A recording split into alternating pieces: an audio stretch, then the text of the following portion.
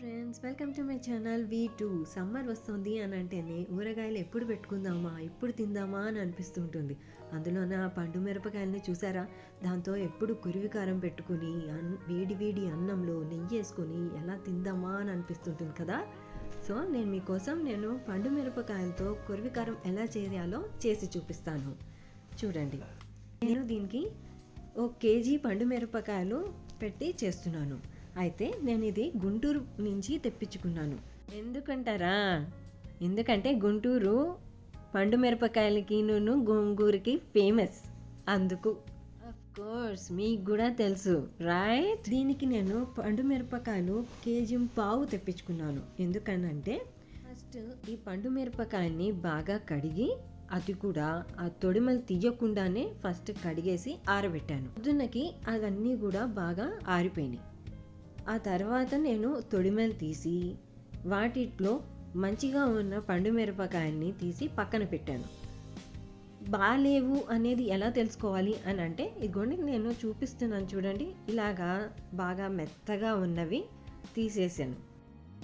లేదా బ్రేక్ అయ్యి అగోండి చూసారా, అలా ఉన్న మిరపకాయల్ని కూడా పక్కన పెట్టేయాలి. లేదంటే అది మనకి చేసిన ఊరగాయలో బూజు వచ్చేస్తుంది. ఇది చాలా ఇంపార్టెంట్, మర్చిపోకండి. వాటిలో మంచి పండు మిరపకాయలని ఏరేసి కొంచెం పిచ్చిగా ఉన్నవి పక్కన పెట్టేస్తే కరెక్ట్గా నాకు 1 కేజీ వస్తుంది.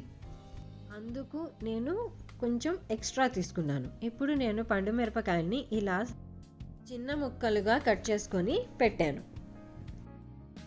ఇంకా చింతపండు 200 గ్రాములు తీసుకున్నాను. అందులో బాగా నార తీసేసి అండ్ గింజలు కూడా తీసేసి పక్కన పెట్టాను.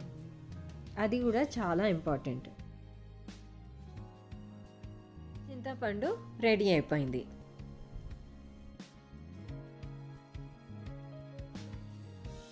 ఏంటి గోంగూర కనిపించింది అనుకుంటున్నారా? మరి పండు మిరపకాయలు కొన్నప్పుడు గోంగూరతో పళ్ళ గోంగూర పెట్టుకోవద్దు. దానికోసం నేను 1 కేజీ పండు మిరపకాయల కోసం 12 బంచెస్ తీసుకుంటే ఒలిచాక 300 గ్రామ్స్ వచ్చింది. గోంగూర కూడా మంచిగా ఒలిచి వాష్ చేసుకొని ఆరబెట్టాను. పొద్దున కల్లా ఆరిపోయి.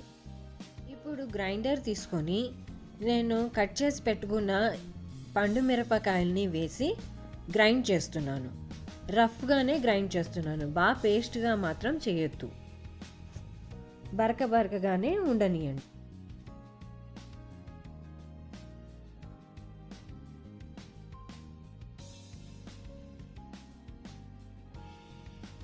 ఇప్పుడు గ్రైండ్ చేసి పెట్టుకున్న మొత్తం పండు మిరపకాయల్ని నేను ఒక గిన్నెలోకి మార్చాను.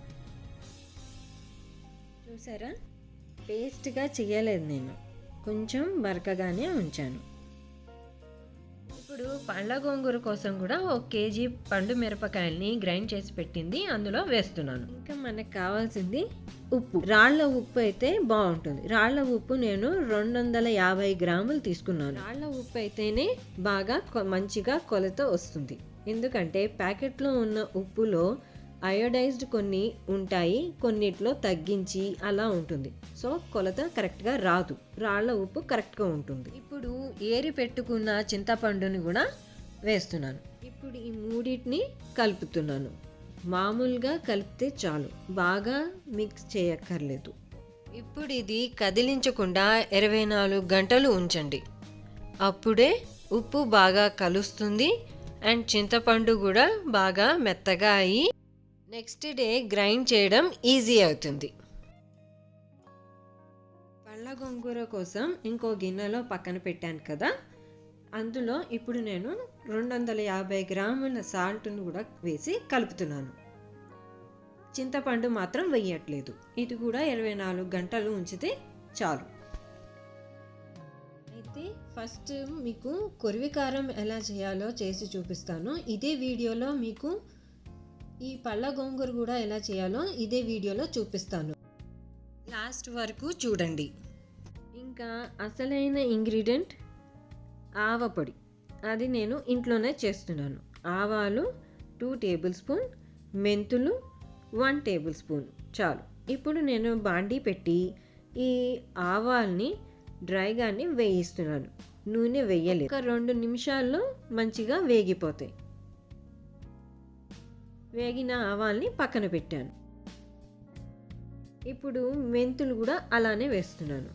నూనె వేయకుండానే వేయిస్తున్నాను. 1 టేబుల్ స్పూన్ చాలు. అది కూడా 2 నిమిషాల్లో వేగిపోతాయి. ఇప్పుడు ఈ ఆవాల్ని గ్రైండర్లో నేను గ్రైండ్ చేస్తున్నాను. సెపరేట్గా నేను గ్రైండ్ చేసి ఆవ పొడి, మెంతి పొడి కూడా పక్కన పెట్టాను.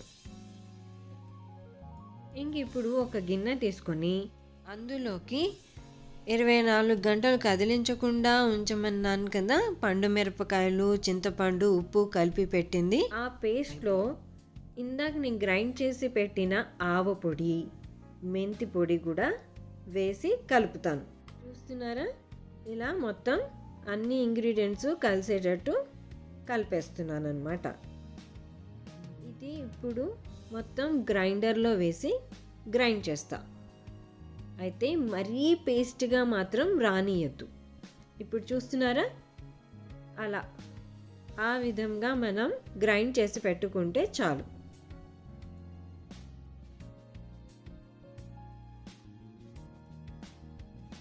అయిపోయింది, మన కొరివి కారం రెడీ.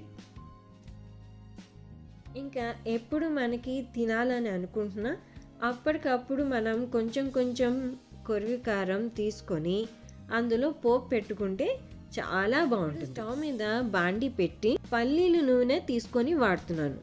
ఇప్పుడు పోపుకి నేను ఏం వాడతాను చూడండి. సో ఒక్క గరిట కానీ 2 గరిటలు మీరు తీసుకున్నంత క్వాంటిటీ బట్టి, మీరు ఎంత కొరివి కారం బయట పెట్టి గిన్నెలో పెడదాం అనుకుంటున్నారో అంత, దానికి సరిపడ్డ నూనె తీసుకొని అందులో ఆవాలు, కొంచెం జీలకర్ర, ఇంగువ వేసి పోపు పెడితే చాలు. చాలా టేస్టీగా ఉంటుంది.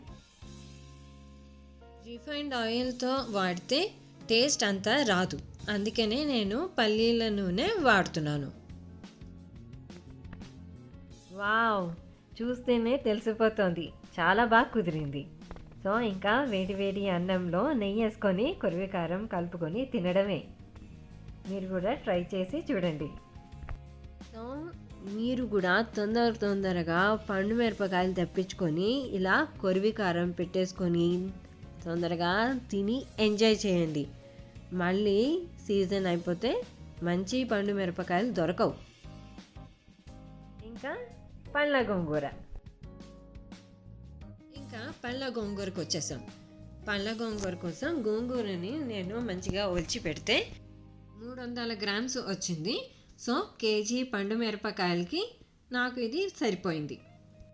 నారలు, గింజలు తీసేసిన చింతపండు 50 గ్రామ్స్. ఇది ఆరబెట్టేసిన గోంగూర లీవ్స్. ఆవ పొడి 2 టీ స్పూన్స్. మెంతి పొడి 1 టీ స్పూన్. పోపులోకి ఆవాలు, జీలకర్ర, ఇంకా ఇంగువ. ఇప్పుడు బాండీ పెట్టి 3 గరిటెలు నూనె వేసాను. ఇప్పుడు గోంగూర వేయిస్తాను. మంచిగా వేగిన తర్వాత చింతపండు వేస్తున్నాను.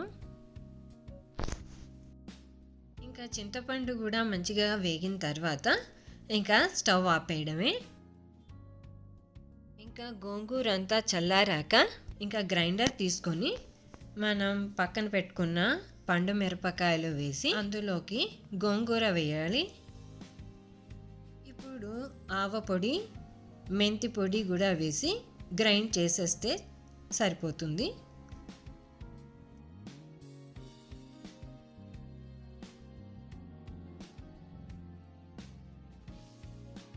దీనికి కూడా మరీ పేస్ట్గా చేయొద్దు. అంతే, మన పళ్ళ గోంగూర కూడా రెడీ. ఇంకా కొరివి కారానికి మనం పోపు ఎలా పెట్టామో పళ్ళ గోంగూర కూడా సేమ్ అలానే పోపు పెట్టడమే.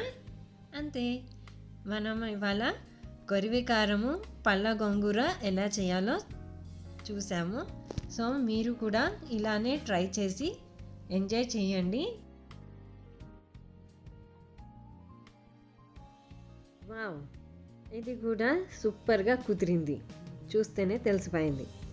సో మీరు కూడా ఇలా ట్రై చేయండి, పళ్ళ గోంగూర బాగా ఎంజాయ్ చేస్తారు. నా వీడియో మీకు హెల్ప్ఫుల్ అయి ఉంటుంది అని అనుకుంటున్నాను. మీకు నచ్చితే నా ఛానల్ని లైక్ చేయండి, షేర్ చేయండి, సబ్స్క్రైబ్ చేయండి, పక్కన ఉన్న బెల్ ఐకాన్ కొట్టండి. మళ్ళీ వేరే వీడియోతో కలుస్తాను. అప్పటి వరకు బాయ్.